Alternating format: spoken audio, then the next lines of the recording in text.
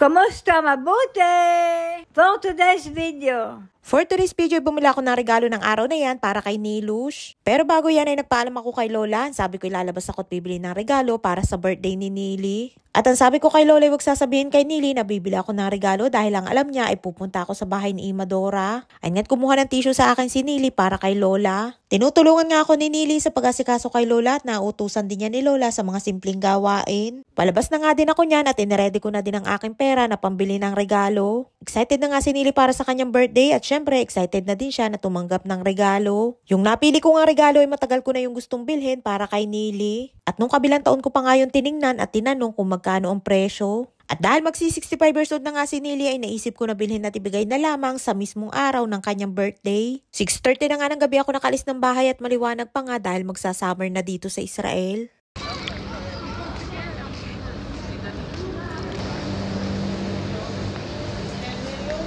Andito na nga ako sa bilihan ng mga appliances at dito din ako dati bumili ng heater ni Lola. Ito nga lamang yung bilihan na alam ko na malapit sa amin na pwede kong lakadin. At dahil nga mahilig si Niling makinig ng musika ay ang bibilhin nating regalo para sa kanya ay CD player.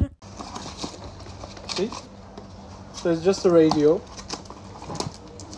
And you can put a disc inside here. Bukod nga sa CD, meron na din niyang radyo, may Bluetooth speaker at merong USB. Pero ang mahalaga lamang naman dyan kay Nili ay yung CD player at yung radyo. Ay nga naisip kong ibigay na regalo para kay Nili dahil yung ginagamit niya ay radyo na lamang ang gumagana at sira na ang CD player. At kahit nga sira na yung kanyang CD player ay minsan ay pinagpipilitan pa din niya nalagyan ng CD kahit hindi gumagana. Kaya naman paniguradong matutuwa niyan si Nili sa ating ibibigay na regalo sa kanya. Napili ko nga ding ibigay yan sa mismong araw ng birthday niya para memorable sa kanya. Para kapag nakita at ginamit niya ay maaalala niya ako at maiisip niya na pa-birthday ko yan sa kanya. Ay nga't bitbit na natin ang ating regalo para kay Nilush. Nakakatuwa nga din bigyan ng regalo si Nili dahil maliit man o malaking bagay at kahit simple lamang ay na-appreciate niya at ipinagpapasalamat. Bago pala ako umuwi niyan ay bumili muna ako ng tinapay tapos na nga ang pesak dito sa Israel kaya naman bukas na ulit ang mga bilihan ng tinapay. Pagdating ko nga ng bahay ay dahan-dahan kong binuksan ang pinto at sinilip ko muna si Nili at baka makita yung aking dala na regalo. At ayun nga't pagpasok ko ay Sleeping Beauty na ang person, magse 7:30 na nga yan ng gabi pero maliwanag pa din. At dahil natutulog na nga si Nilush ay diretso na ako sa kwarto ni Lola para ipakita ang aking binili. Ganon nga din sana ang gustong iregalo ni Lola para kay Nili, ang kaso ay naunahan ko. Kaya naman damit na lamang daw ang bibilhin niya na regalo para kay Nilush. Ay nga't pagbukas ko ng box ay nagulat ako dahil kulay itim pala yung napabigay sa akin na CD player. Hindi ko na nga napabuksan yung box na ibinigay sa akin dahil white yung akin tiningnan kaya naman buong akala ko ay white din yung napabigay sa akin.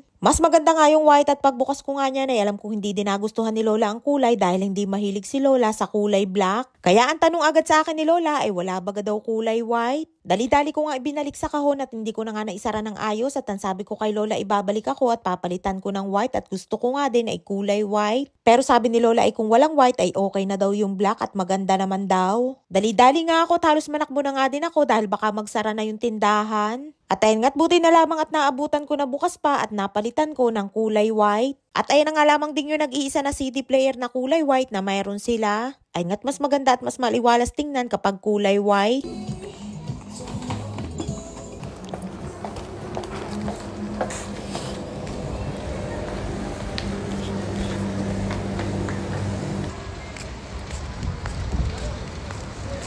Ay nga't for the go ng person at siguradong matutuwa din si Lola dahil napalitan ko ng kulay. Medyo nakakapagod nga dahil nakadalawang balik ako at yan ang panghuli halos nanakbo na ako. Pero ang mahalaga ay nakabili na tayo ng regalo para kay Nilush at siguradong matutuwa yun. Ay siya hanggang dito na lamang ating kwento for today's video. Maraming po salamat sa inyong support at laging panonood. Mag-ingat po kayo palagi. And please subscribe to my YouTube channel. Please follow and share. Salamat!